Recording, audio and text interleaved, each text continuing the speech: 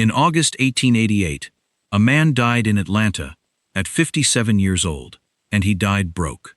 Over the previous 2 years, he had sold off everything he owned, not all at once, in pieces, small, desperate transactions with whoever had cash that week. The people around him described a man who would sign away almost anything for the next dose. The thing he was selling, piece by piece, was the formula for Coca-Cola. The reason he was selling it was morphine. John Pemberton was a Confederate cavalry veteran. He took a saber wound to the chest in the final month of the Civil War, and the Army did what armies did in 1865. They gave him morphine. He was still taking it 23 years later, on the day he died. He was also a trained pharmacist. He understood, with clinical precision, exactly what the drug was doing to his brain, and he could not stop. So he did what a pharmacist in 1886 did when he wanted to escape a drug. He went into his lab and built a better one. Coca-Cola was not invented as a soft drink. It was invented as a cure for morphine addiction, by a morphine addict, and the ingredient he chose to build the cure around was cocaine. Everyone knows that part. It's the trivia. Coke had coke in it. Ha! Almost nobody knows what happened next. Because Coca-Cola took the cocaine out years before anybody made them. No law, no lawsuit, no scientist knocking on the door. The company quietly pulled the single most valuable ingredient in the entire patent medicine industry out of its own product, while it was still completely legal to sell it, while it was still the thing making the drink work. Why would you do that? The answer is not the one you're expecting. And once you have it, a second question opens underneath it. And that one is genuinely difficult. What if they hadn't? To understand why cocaine ended up in a soft drink, you have to accept something that sounds insane now. In 1886, cocaine was not a street drug. It was a prestige product. The template was a French tonic called Vin Mariani. Coca leaves, steeped in Bordeaux wine, sold across Europe, endorsed by roughly 8,000 physicians. Thomas Edison drank it. Ulysses S. Grant reportedly used it while dying of throat cancer, writing his memoirs. And Pope Leo XII carried a hip flask of it. He put his face on the advertising. He awarded the company a Vatican gold medal. The sitting head of the Catholic Church was a paid endorser of cocaine wine. That is the world Pemberton was working in. He wasn't being reckless, he was being current. He took the Vin Mariani formula, stripped out the alcohol because Atlanta had just gone dry, added cola nut for caffeine, hid it with carbonated water, and sold it as a brain tonic and intellectual beverage.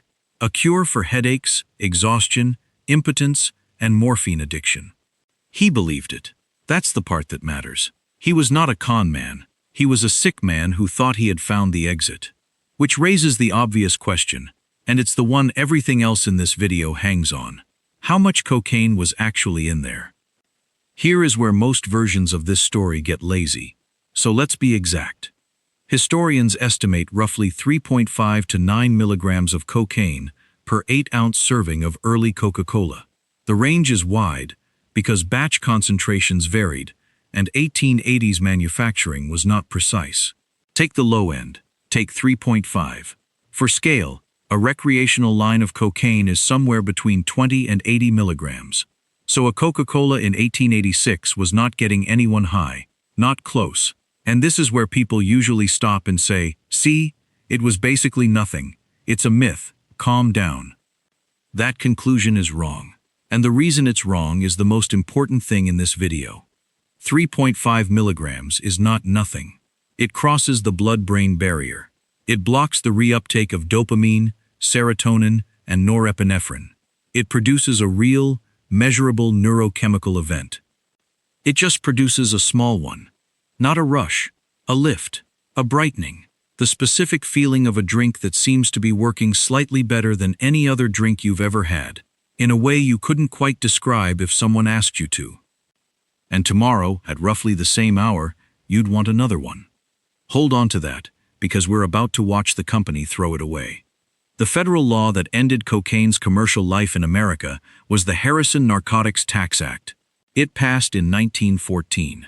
By 1902, Coca-Cola had already cut the cocaine to about a 400th of a grain per ounce, roughly a quarter of a milligram per serving. Trace. Decoration. By 1903, under Asa Candler, it was functionally gone. The company switched to spent coca leaves, the husks left over after the alkaloid has been extracted for other buyers. So Coca-Cola removed cocaine 11 years before the law required it. From a product where cocaine was the point, in an era when every competitor still had it. Now, why? It wasn't health. Nobody in 1902 had the science.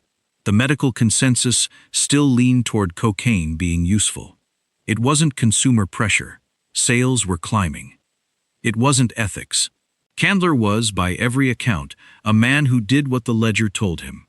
The reason Coca-Cola took the cocaine out is one of the ugliest things in American commercial history, and it has nothing to do with the drug at all.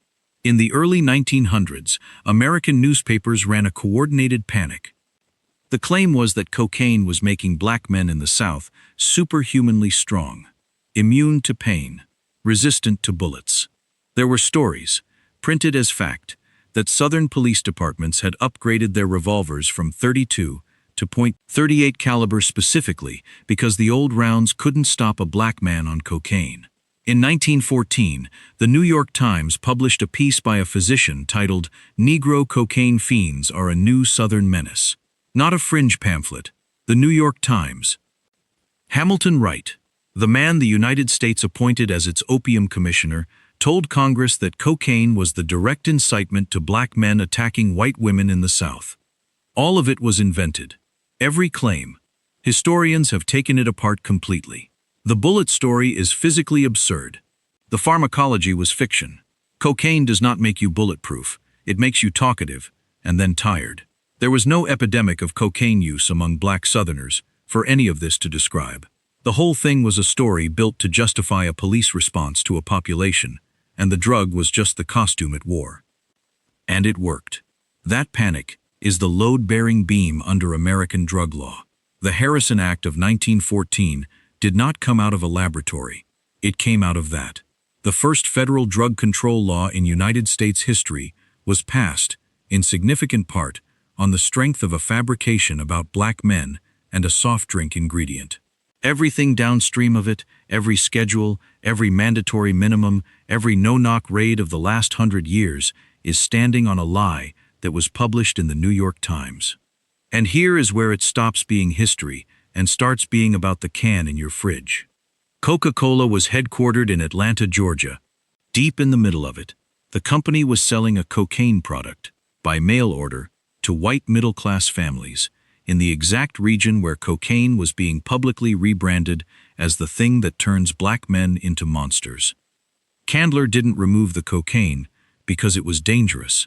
He removed it because a lie about black men had made his ingredient radioactive to the customers he wanted. The most consequential product decision of the 20th century, the one that turned a patent medicine into the most recognized brand on earth, was made to protect a company from a racist hoax. Coca-Cola didn't get clean, it got scared. And that means the thing that saved 2 billion people from a daily dose of cocaine wasn't science, or regulation, or a conscience. It was a coincidence of timing and prejudice, which is exactly why the counterfactual isn't a joke. Change one variable, move that panic 10 years later or 2 states over, and Coca-Cola keeps the formula. So what happens then? The obvious answer is catastrophe. 2 billion people, a controlled substance, obviously it would be a disaster. The obvious answer is wrong, and the reason it's wrong is the single most counterintuitive fact in this entire story. People have been chewing coca leaf in the Andes for thousands of years. Daily, whole populations. For altitude, for hunger, for ceremony, for work. There is no addiction epidemic in that record. No collapse. No compulsive seeking that tore those communities apart. Coca leaf chewing is so uncontroversial in Bolivia and Peru that it's legal, cultural, and served to tourists as tea. Same molecule, same brain. Completely different outcome. The variable is speed. Cocaine's addictive power is mostly a function of how fast it hits. Smoked as crack, it reaches the brain in about 10 seconds, and that vertical spike is what teaches the brain to demand it again. Snorted, 3 to 5 minutes, peak gone in half an hour. Chewed or swallowed, it's slow, filtered through the gut, spread thin, the peak flattened into a long, low curve. A cocaine Coca-Cola is the slow version. Absorbed through the stomach, diluted in sugar and water and carbonation, delivered over an hour. So the honest answer to, would it be a disaster, is, probably not, in any way that would be visible. And that should make you significantly more uncomfortable, not less. Because what I just described is not a safe product. It's an undetectable one. Think about what that profile actually is, as a piece of engineering. Slow onset, so no rush and no crash. Real neurochemical reward, so the brain files it as worth repeating. No visible intoxication, so no social stigma. No reason for anyone to intervene. No moment where a wife or a boss or a doctor looks at you and says something is wrong. That is not a drug problem. That is a retention model. If you sat down today with a team of chemists and behavioral scientists and asked them to build a consumer product engineered for maximum lifetime consumption without ever triggering a regulatory response, you would land almost exactly on the 1886 formula. A dose too small to accuse, too real to ignore. Pemberton didn't design that. He stumbled into it while trying to save his own life. Which is worse, in a way. A conspiracy you can prosecute. An accident that happens to be perfectly optimized, has no one to arrest. And notice what the modern product still does. Take the cocaine out, and Coca-Cola is still caffeine and sugar. Still hitting a reward circuit. Still consumed daily by people who would tell you flatly that they are not dependent on anything. The formula didn't lose its mechanism in 1903. It lost about 80% of its potency and kept the shape. And if you're thinking the science would have caught it eventually, that public health would have stepped in, that the arc of history bends toward regulation, I understand. That's the reasonable position. It's also the position we can test, because a different company with a different molecule ran this exact experiment in public for 60 years, and we have their internal documents. December 1953, the Plaza Hotel, New York. The heads of the major American tobacco companies meet in a room. They have just seen research linking cigarettes to lung cancer. Some of it is their own. They walk out with a strategy. Fund alternative science. Manufacture uncertainty. Protect the product. It worked for 4 decades. And when litigation finally pried their internal files open in the 1990s, the documents were worse than the accusation. Company scientists had stopped describing cigarettes as tobacco products at all. Internally, a cigarette was discussed as a delivery device. The tobacco was packaging. The product was the dose. They knew. They engineered the dose. They sold it to 100 million people who died of it in the 20th century. Now here's the part that should land badly. Tobacco had the hardest possible version of this problem. Lung cancer is undeniable. It's on the X-ray. It fills morgues. 400,000 American deaths a year, with a causal chain a child could follow. And they still held the line for 60 years. Coca-Cola would have had the easy version. No tumors, no death toll, no X-ray.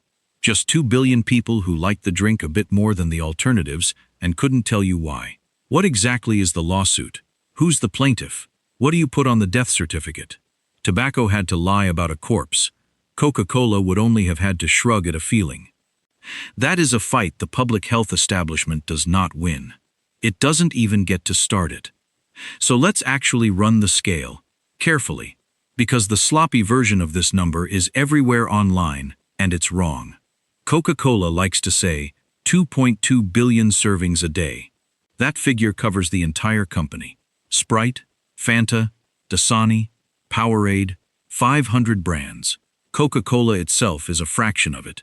Call it 1 billion servings a day of the actual red can, and that is being generous. 1 billion servings, at the low-end original dose of 3.5 milligrams, is 3.5 metric tons of cocaine per day. Roughly 1,280 tons a year. The UN's most recent estimate for total global illicit cocaine production is about 2,757 tons a year. And that's a record high.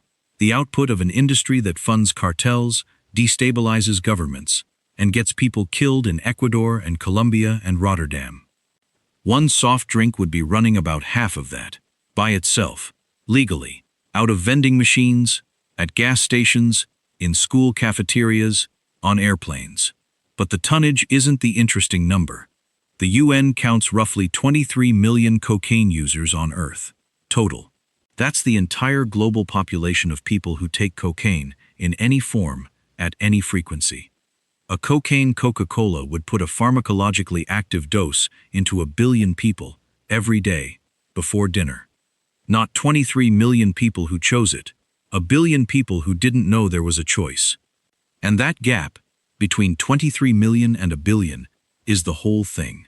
Because those two groups would look nothing alike, and the second one would be almost impossible to see. Here's the detail that ruins the cartoon version of this story. The patent medicine market was not poor people. It was the opposite. Brain tonics and intellectual beverages were sold to the educated, the professional, the comfortable, the people who could afford a pharmacist and trusted him. Cocaine and Coke was never going to be a street drug story.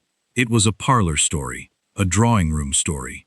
Respectable people, going about their respectable lives, mildly and permanently altered by something they had no reason to question.